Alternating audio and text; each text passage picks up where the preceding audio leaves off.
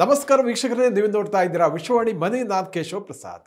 ವೀಕ್ಷಕರೇ, ಇವತ್ತಿನ ವಿಶೇಷ ಎಪಿಸೋಡ್ ನಾವು MPS ನಾರ್ಮ್ಸ್ ಬಗ್ಗೆ ಸಾಕಷ್ಟು ಉಪಯುಕ್ತದ ಮಾಹಿತಿಯನ್ನು ತಿಳ್ಕೊಳ್ಳೋಣ. ಯಾಕಂದ್ರೆ ಮಾರುಕಟ್ಟೆ ನಿಯಂತ್ರಕ ಸೆಬಿ ಇದಕ್ಕೆ ಸಂಬಂಧಪಟ್ಟ ಹಾಗೆ ಇತ್ತೀಚೆಗೆ ಹೊಸ ನಿರ್ಧಾರವನ್ನ ರೆಗ್ಯುಲೇಷನ್ ತಂದಿರುವಂಥದ್ದು. ಹಾಗಾಗಿ ಇದರ ನಾರ್ಮ್ಸ್ ಅಲ್ಲಿ ಏನೆಲ್ಲ ಅನುಕೂಲ ಇದೆ, ಇದರಿಂದಾಗಿ ಟ್ರೇಡ್ ಮಾಡುವವರಿಗೆ ಯಾವ ರೀತಿ ಅನುಕೂಲ ಆಗುತ್ತೆ ಅನ್ನೋದ್ರ ಬಗ್ಗೆ ಸಾಕಷ್ಟು ಉಪಯುಕ್ತವಾದ ಮಾಹಿತಿಯನ್ನ ತಿಳ್ಕೊಳ್ಳೋಣ. ಇದಕ್ಕಾಗಿ ನಮ್ಮ ಜೊತೆ ಇವತ್ತು ಖ್ಯಾತ ಟ್ರೇಡರ್ ಹಾಗೂ ಕೌಟಿಲ್ಯ ಕ್ಯಾಪಿಟಲ್ ನ ಸ್ಥಾಪಕರಾದ ಅಶೋಕ್ ದೇವನಾಂಪ್ರಿ ಅವರು ನಮ್ಮ ಜೊತೆ ಇದ್ದಾರೆ. ಬನ್ನಿ ಕಾರ್ಯಕ್ರಮಕ್ಕೆ ಅವರನ್ನ ಬರಮಾಡ್ಕೊಳ್ಳೋಣ. ನಮಸ್ಕಾರ ಅಶೋಕ್ ಜಿ. ನಮಸ್ಕಾರ ಸರ್. ಅಂದಹಾಗೆ ಸೆಬಿ ಈ ನಾರ್ಮ್ಸ್ ಬಗ್ಗೆ MPS ನಾರ್ಮ್ಸ್ ಬಗ್ಗೆ ಹೇಳಿರುವಂಥದ್ದು, ಇದು ನನಗೂ ಇದು ಆಕ್ಚುಲಿ ಏನು ಅಂತ ಗೊತ್ತಾಗ್ತಾ ಇಲ್ಲ. ಹಾಗಾಗಿ ನಮ್ಮ ವೀಕ್ಷಕರು ಒಂದಷ್ಟು ಮಾಹಿತಿಯನ್ನು ಕೊಡ್ತೀರಾ ಅಂತ.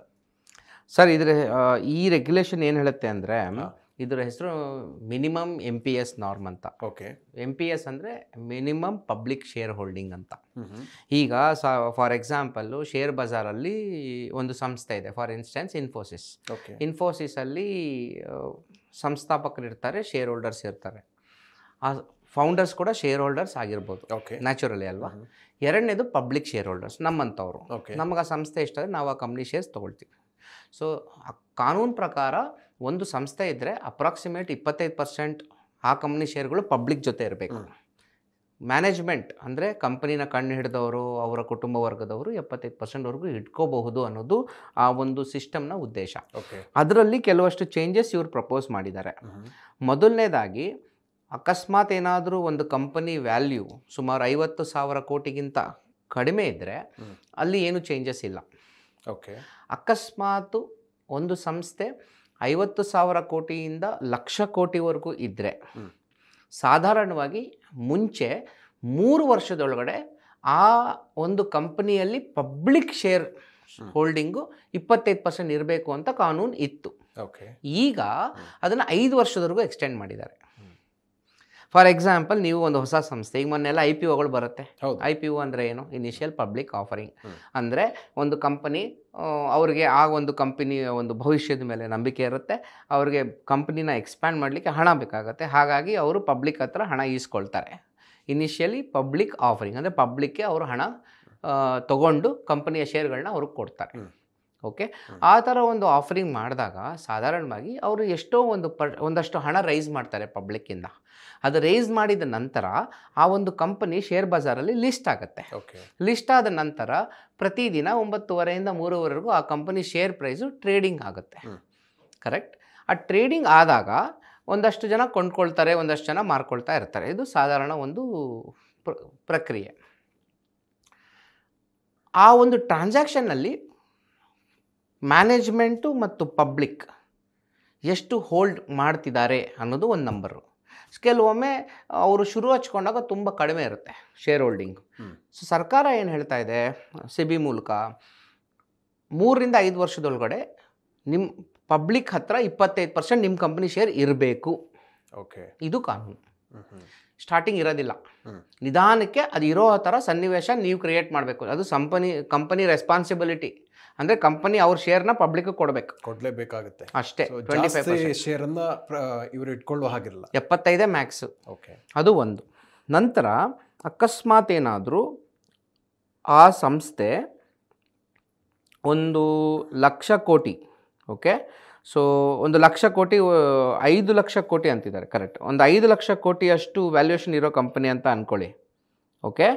ಆ ಕಂಪನಿಗೆ ಸರಿಸುಮಾರು IPOಗೆ ಏನಾದರೂ ಅವ್ರು ಹೋದರೆ 2.75% ಅಷ್ಟು ಅವರು ಫಂಡ್ ರೈಸ್ ಮಾಡ್ಬೋದಂತೆ ಮಿನಿಮಮ್. ಅಂದರೆ ಅದು ಸರಿಸುಮಾರು ಒಂದು 6,500 ಕೋಟಿ ಅಷ್ಟು ಫಂಡ್ ರೈಸ್ ಮಾಡ್ಬೋದು. ಅದು minimum number. For example, company valuation ಸುಮಾರು ಒಂದು ಐ ಥಿಂಕ್ ಹೈಯೆಸ್ಟ್ ಅಂದರೆ ನನ್ನ ಪ್ರಕಾರ ಒಂದು 10,00,000 ಕೋಟಿ ಕಂಪ್ನಿ ಇದೆ ಅಂತ ಇಟ್ಕೊಳ್ಳಿ. ಅವರು ಮಿನಿಮಮ್ 1%, ಓಕೆ, ಮಿನಿಮಮ್ 1% ಅವ್ರು IPO ರೈಸ್ ಮಾಡಬೇಕು. 10,00,000 ಕೋಟಿ ಮೇಲೆ 1% ಎಷ್ಟಾಯಿತು? 10,000 ಕೋಟಿ. ಸೊ ಅಲ್ಲಿ ಏನು ಹಾಕಿದ್ದಾರೆ ಸರ್ಕಾರ ಅಂದರೆ, ಸೆಬಿ ಅಂದರೆ 15,000 ಕೋಟಿಯಷ್ಟು IPO ನೀವು ಪಬ್ಲಿಕ್ ಫಂಡ್ ಎತ್ತಬೇಕು. ಅದು ಅವ್ರು ಹೇಳ್ತಿರೋ ಒಂದು ಕಾನ್ಸೆಪ್ಟ್. ಆಮೇಲೆ ಆ 15,000 ಕೋಟಿ, ಈಗ ನೀವು ಒಂದು 10,00,000 ಕೋಟಿ ಕಂಪನಿ ಅಂತ ಇಟ್ಕೊಳ್ಳಿ, ಆ ದೊಡ್ಡ ಕಂಪನಿ ಫಂಡ್ ಏನಾದರೂ ರೈಸ್ ಮಾಡಿದ್ರೆ ಮಿನಿಮಮ್ IPO 15,000 ಕೋಟಿ ಇರಬೇಕು, which is around 1% and above. Plus 5 ವರ್ಷದ ಒಳಗಡೆ ಅದು 15% ಆಗಬೇಕು ಪಬ್ಲಿಕ್ ಹತ್ರ ಇರೋ ಹೋಲ್ಡಿಂಗು ಮತ್ತು 10 ವರ್ಷದೊಳಗಡೆ ಅದು 25% ಆಗಬೇಕು. ಓಕೆ. ಸೊ ಯಾವುದೇ ಒಂದು ದೊಡ್ಡ ಸಂಸ್ಥೆ ಆಗಿರಲಿ, ಇದು ಪ್ರಪಂಚದಾದ್ಯಂತ ಈ ಒಂದು ನಾರ್ಮ್ ಇದೆ. ಇದೆಯಾ? ನೀವು ಯಾವುದೇ ಕಂಪನಿ ತೊಗೊಳ್ಳಿ, ನೀವು ಅಮೆಝಾನ್ ತೊಗೊಳ್ಳಿ, ಗೂಗಲ್ ತೊಗೊಳ್ಳಿ, ಪಬ್ಲಿಕ್ ಶೇರ್ ಹೋಲ್ಡಿಂಗ್ ಪ್ರಪೋರ್ಷನೇಟ್ ಆಗಿ ಇದ್ದೇ ಇರುತ್ತೆ. ಸೊ ಹಾಗಾಗಿ ಇವ್ರು ಹೇಳ್ತಿರೋದೇನೆಂದರೆ 25% ಇವರೆಲ್ಲರೂ ಶೂರ್ ಶಾಟ್ ಇಟ್ಕೋಬೇಕು. ಆದರೆ ಅದಕ್ಕೊಂದು ಕಾಲಾವಕಾಶ ಕೊಡ್ತಾರೆ. ಯಾಕಂದರೆ ಸಡನ್ನಾಗಿ ಅದನ್ನು ಪುಷ್ ಮಾಡೋಕ್ಕಾಗಲ್ಲ. ಈಗ ಒಂದು ಸಂಸ್ಥೆ 1%, 2%, 5% ಫಂಡ್ ರೈಸ್ ಮಾಡಿದ್ರು ಅಂತ ಇಟ್ಕೊಳ್ಳಿ, 25% ನೆಕ್ಸ್ಟ್ ಡೇ ಹೆಂಗೆ ಮೂವ್ ಮಾಡೋಕ್ಕಾಗತ್ತೆ? ಅವ್ರಿಗೆ ಕಾಲಾವಕಾಶ ಬೇಕು. ಇದು ಮಿನಿಮಮ್ ಪಬ್ಲಿಕ್ ಶೇರ್ ಹೋಲ್ಡಿಂಗ್ ಅನ್ನೋ ಒಂದು ಕಾನ್ಸೆಪ್ಟ್ನ ಥಾಟ್ ಪ್ರೊಸೆಸ್. ಸರ್, ಈಗ ಇದರಿಂದ ಟ್ರೇಡರ್ಸ್ ಅಥವಾ ಇನ್ವೆಸ್ಟರ್ಸ್ಗೆ ಅಂದರೆ ಕಂಪನಿಯ ಅಮೆಝಾನ್ ಯಾವುದೊಂದು ದೊಡ್ಡೊಂದು ಕಂಪನಿಯ ಶೇರ್ಗಳನ್ನು ಹೆಚ್ಚು ಅವರೊಂದು ಪೋರ್ಟ್ಫೋಲಿಯೋಗೆ ಸೇರಿಸಲಿಕ್ಕೆ ಅನುಕೂಲ ಆಗುತ್ತಾ? ಅವೈಲಬಿಲಿಟಿ ಜಾಸ್ತಿ ಸಿಗುತ್ತಾ ಹೇಗೆ ಅಂತ? ಅದಕ್ಕೂ ಈ ಒಂದು ನಾರ್ಮಿಂದ ಒಬ್ಬ ಕಾಮನ್ ಮ್ಯಾನ್ ಅಂದರೆ ಒಬ್ಬ ಸಾಮಾನ್ಯ ಪ್ರಜೆಗೆ ಯಾವುದೇ ತೊಂದರೆನೂ ಆಗಲ್ಲ. ಯಾವುದೇ ತೊಂದರೆ ಆಗಲ್ಲ. ಸಪ್ಲೈ ಅನ್ನೋದು ಇದ್ದೇ ಇರುತ್ತೆ. ಅದೇನು ಪ್ರಾಬ್ಲಮ್ ಆಗಲ್ಲ. ಅವನಿಗೆ ಯಾವುದೇ ಥರ ಇಂಪ್ಯಾಕ್ಟು ಆಗೋದಿಲ್ಲ ಇದರಿಂದ. ಅಂದರೆ ನಾನು ಕೇಳ್ತಾ ಇರೋದು ಒಟ್ಟಾರೆ ಇದರ ಉದ್ದೇಶ ಏನು ಹಾಗಿದ್ರೆ ಸೆಬಿ ಮಾಡ್ತಾ ಇರುವಂಥದ್ದು? ಈ 25% ಫ್ಲೋಟ್ ಇರಲಿ ಅಂತ. ಓಕೆ. ಫ್ಲೋಟ್ ಇರಬೇಕು. ಪಬ್ಲಿಕ್ ಹತ್ರ ಅದಿದೆ ಅಂದರೆ ಪ್ರೈಸ್ ಡಿಸ್ಕವರಿ ಸರಿಗಾಗತ್ತೆ ಅನ್ನೋದು ಅವ್ರ ನಂಬಿಕೆ. ಓಕೆ. ಈಗ ಫಾರ್ ಎಕ್ಸಾಂಪಲ್ ನಾನು 100% ಶೇರ್ ನಾನೇ ಇಟ್ಕೊಂಡ್ಬಿಟ್ರೆ ಕರೆಕ್ಟ್ ಏನಾಗುತ್ತೆ? ಮ್ಯಾನಿಪುಲೇಟ್ ಮಾಡ್ಲಿಕ್ಕೆ ಆಗುತ್ತೆ. Who decides the price? Correct. Market should decide the price. Correct. ಹಾಗಾಗಿ ಪಬ್ಲಿಕ್ ಹತ್ರ ಹಣ ಇರಬೇಕು. ಸೊ ಇದರೊಂದು ಒಳ್ಳೆ ನಡೆ ಅಂತಲೇ ಹೇಳ್ಬೋದು. ಇದು ಖಂಡಿತವಾಗ್ಲೂ ಒಳ್ಳೆ ನಡೆ.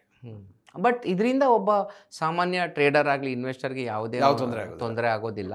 ಇದೊಂದು ನಾರ್ಮು. ಇದನ್ನು ಮ್ಯಾಕ್ರೋ ಎಕನಾಮಿಕ್ ವ್ಯೂಯಲ್ಲಿ ನೋಡಿದಾಗ ಇದು ಬಹಳ ಒಳ್ಳೆ ನಿರ್ಧಾರ ಅಂತ ಕಾಣುತ್ತೆ. ಆಮೇಲೆ ಅದು 25% ಪಬ್ಲಿಕ್ ಹತ್ರ ಇರೋದು ಒಳ್ಳೆಯದೇ. ನಾನು ಕೇಳಿದ್ರೆ ಸುಮಾರು ದೊಡ್ಡ ದೊಡ್ಡ ಸಂಸ್ಥೆಗಳು ಆಲ್ರೆಡಿ 25% ಇಟ್ಕೊಂಡಿದ್ದಾರೆ. ಈಗಲೇ ನೋಡ್ಬಿಡ್ತೀನಿ ರೀ, ನಾವು ನೋಡಿಬಿಟ್ರೆ ನಮಗೆ ಐಡಿಯಾ ಬಂದ್ಬಿಡುತ್ತೆ ಎಷ್ಟಿದೆ ಅಂತ. ಟಕ್ಕಂದು 1 ಸೆಕೆಂಡಲ್ಲೇ ಹೇಳ್ತೀನಿ ನಾನು. ಫಾರ್ ಎಕ್ಸಾಂಪಲ್ ನಾನು ಈಗ ಇನ್ಫೋಸಿಸ್ ನೋಡ್ತಾ ಇದ್ದೀನಿ ಎಷ್ಟು ಇಟ್ಕೊಂಡಿದ್ದಾರೆ ಸದ್ಯಕ್ಕೆ ಅಂತ. ಓಕೆ, ಇನ್ಫೋಸಿಸ್ ಬೇಡ, ನಮ್ಮ ಅಜೀಮ್ ಪ್ರೇಮ್ಜಿ ನೋಡೋಣ, ವಿಪ್ರೋ. ಓಕೆ. ಯಾಕಂದರೆ ಅವರು ಜಾಸ್ತಿ ಶೇರ್ ಇಟ್ಕೊಂಡು, ಇನ್ಫೋಸಿಸ್ ಫೌಂಡರ್ಸ್ ಹತ್ರ ಅಷ್ಟೊಂದು ಶೇರ್ ಹೋಲ್ಡಿಂಗ್ ಇಲ್ಲ. ವಿಪ್ರೋ ನಾನು ಇಲ್ಲಿ ನೋಡ್ತಾ ಇದ್ದೀನಿ ಶೇರ್ ಹೋಲ್ಡಿಂಗ್ ಪ್ಯಾಟರ್ನು 73% ಇವ್ರ ಹತ್ರ ಪ್ರಮೋಟರ್ಸ್ ಹತ್ರ ಇದೆ. ಓಕೆ. ಅಂದರೆ ಮಿಕ್ಕಿದ್ದ 27-28% ಪಬ್ಲಿಕ್ ಹತ್ರ ಇದೆ. ಅದು 25 ಟಚ್ ಆಗಬೇಕು. ಸೊ ಒಂದು ಐಡಿಯಲ್ ಸಿಚುವೇಶನ್ 75-25 ಪ್ರಮೋಟರ್ಸ್ 75 ಮತ್ತು ಪಬ್ಲಿಕ್ 25. ಕರೆಕ್ಟ್. ಈಗ ನಾನು ಇನ್ಫೋಸಿಸ್ ನೋಡ್ತಾ ಇದ್ದೀನಿ ಇವಾಗ. ಇನ್ಫೋಸಿಸಲ್ಲಿ ನನ್ನ ಪ್ರಕಾರ ಅಷ್ಟೊಂದು ಪ್ರಮೋಟರ್ ಇಟ್ಕೊಂಡಿಲ್ಲ. ಓಕೆ. ಯಾಕೆ ಅಂದರೆ ಪ್ರಮೋಟರ್ ಸಾಧಾರಣವಾಗಿ ಅವರೆಲ್ಲ ನೋಡಿ, ಇನ್ಫೋಸಿಸಲ್ಲಿ ಪ್ರಮೋಟರ್ ಹೋಲ್ಡಿಂಗ್ ಬರೀ 15% ಇದೆ. ಕಡಿಮೆ. ಹೌದು. FIIs ಹತ್ರ 32 ಇದೆ, DIS ಹತ್ರ 40 ಇದೆ, ಪಬ್ಲಿಕ್ ಹತ್ರ ಬರೀ 13-14% ಇದೆ. ಈ ಪಬ್ಲಿಕ್ ಹೋಲ್ಡಿಂಗಲ್ಲಿ ಈ FII DI ಬರ್ತಾರ ಅದು ಗೊತ್ತಿಲ್ಲ, ಅದನ್ನು ನಾವು ವೆರಿಫೈ ಮಾಡಬೇಕು, ಅದನ್ನು ಸರಿ ಕ್ರಾಸ್ ಚೆಕ್ ಮಾಡಬೇಕು.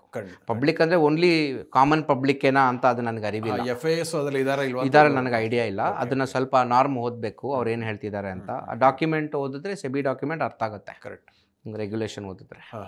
ಸರ್, ಈಗ ಈ ಭಾರತದ ಒಂದು ಸಂದರ್ಭವನ್ನು ನೋಡಿದ್ರೆ ನಮ್ಮಲ್ಲಿರುವಂತಹ ಕಂಪನಿಗಳಲ್ಲಿ ಪ್ರಮೋಟರ್ಸ್ ಶೇರು ಜಾಸ್ತಿ ಇದ್ದರೆ ಅವರಿಗೆ ಕಂಪನಿ ಮೇಲೆ ಒಂದು ದೊಡ್ಡ ವಿಶ್ವಾಸ ಇದೆ ಅಂತ ಒಂದು ಆ ಥರ ಒಂದು ಭಾವನೆ ಇದೆ. ಹೌದು.